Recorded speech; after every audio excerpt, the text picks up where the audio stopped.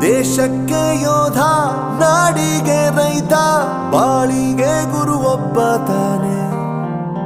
ಅಕ್ಷರ ಕಲಿಸೋ, ಅಜ್ಞಾನ ಅಳಿಸೋ, ಅವನೂನು ಅನ್ನದಾತಾನೆ.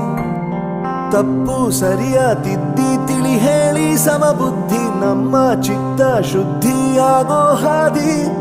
ಎಷ್ಟೇ ದೂರ ಹೋದ್ರೂ ಮರಿಬೇಡ ನಿನ್ನ ಬೇರು, ನಿನ್ನ ಸಾಧನೆಗೆಲ್ಲ ಇದುವೇ ಆದಿ. ಪಾಠಶಾಲಾ